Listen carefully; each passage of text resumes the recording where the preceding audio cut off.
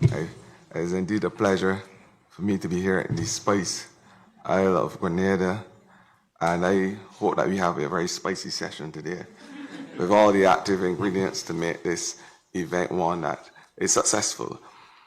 Let me thank all my colleagues, my colleague ministers. There's so much to mention individually now, but I know that the protocol has been long established since last night.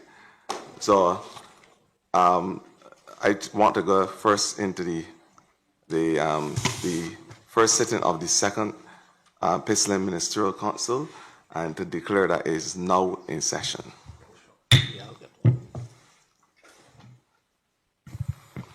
Excellencies all, if there was any notion in our minds that there was an unequivocal separation between development and sustainability, I want to let us now declare openly that over the 20 years that PISLM has been in existence, this notion has been realistically denied. PISLM has showed us that the opposite is quite possible. And the opposite is that sustainability and development can have an equal gamut. And that is why the term sustainable development has been used so frequently across the land, especially as we associate it with PISLM and PISLM's work.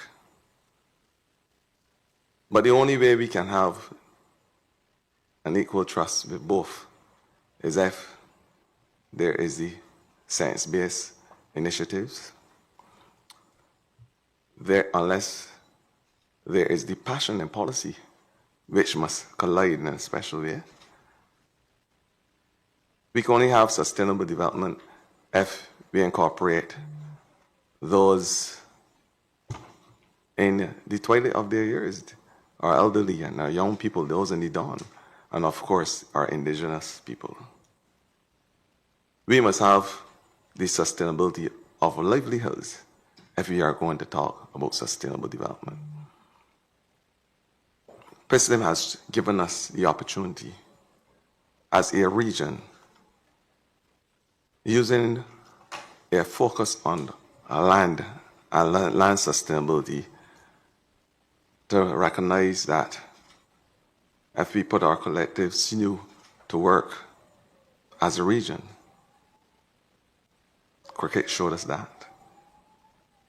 But if we put our collective sinew as a region, that we can have as one voice the realization of a project that can very much tailor itself to the needs of us in the small island developing state, to tailor to our needs as a region. And that is what PISLM has done. And I want to personally thank my colleague, the person who I have definitely took the baton from this morning, and a very inspired colleague as well, because his work must not go unnoticed. When a person can come up with a doctor's approach to agriculture in his hometown,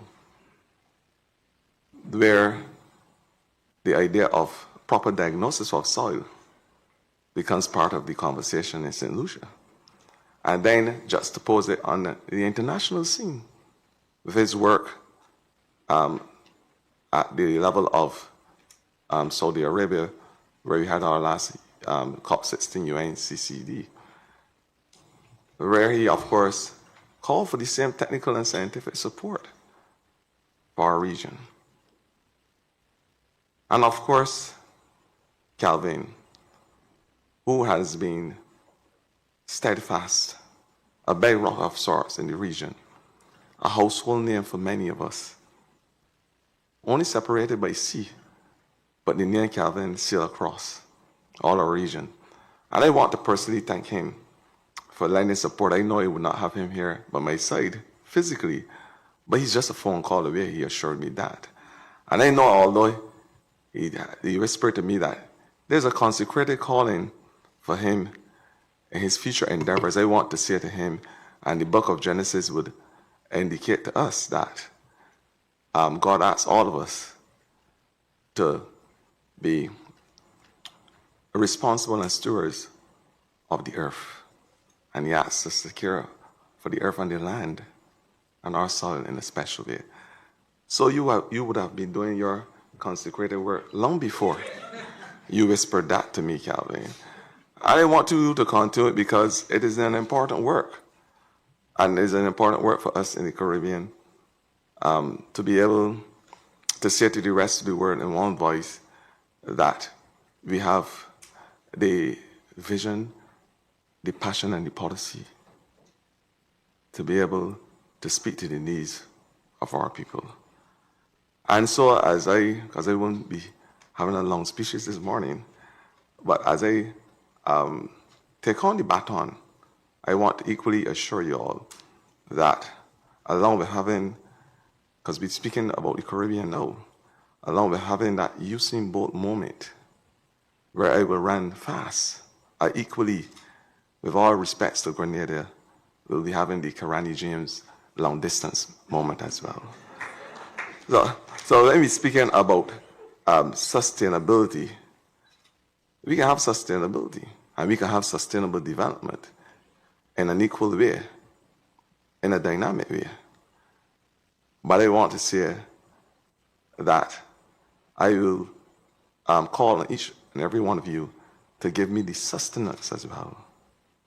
Because the metaphorical sustenance from each one of you all will be the only way that I can achieve, and PISLM can achieve, the sustainable development of our land and of our people as we know it.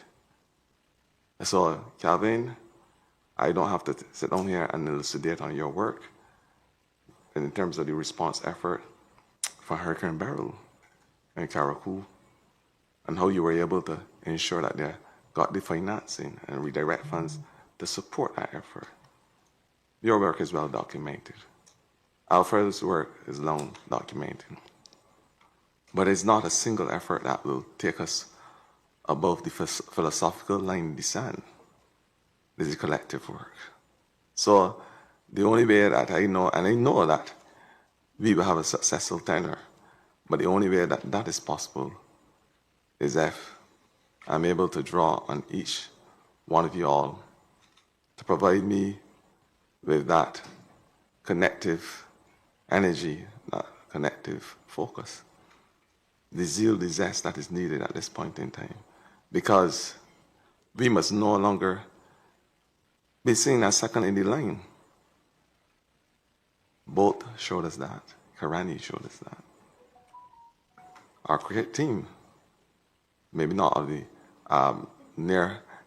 the near past, but the distant past, showed us that collectively as a region what we can do.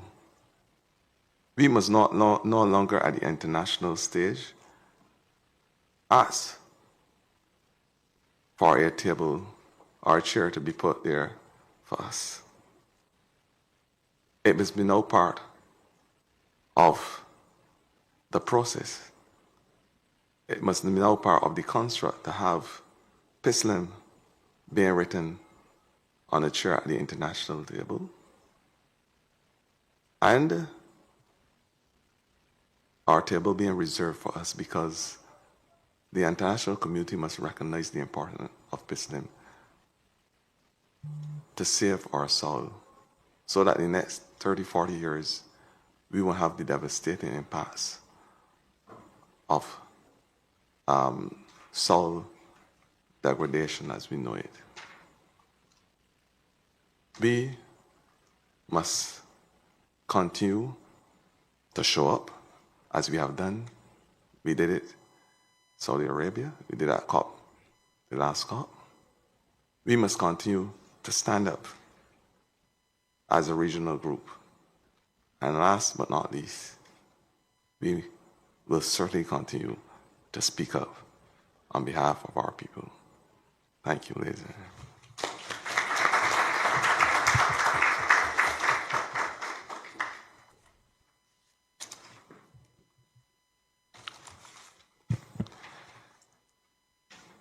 Excellencies, ladies and gentlemen, we now move to the plenary session. The plenary session, of course, is governed by Chapter 6 of the Rules and Procedures of PISLM and the PISLM Ministerial Council. As such, in pursuance of Articles 39, 40, and 41, I now call this plenary session to order. Excellencies, all I now invite at this time ministers to be afforded 3 minutes. And these, of course, are ministers responsible for the UNCCD. And we give you 3 minutes to present your ministers' ministerial positions and, of course, your country position as is part of your mandate. So over to you, ministers. Thanks.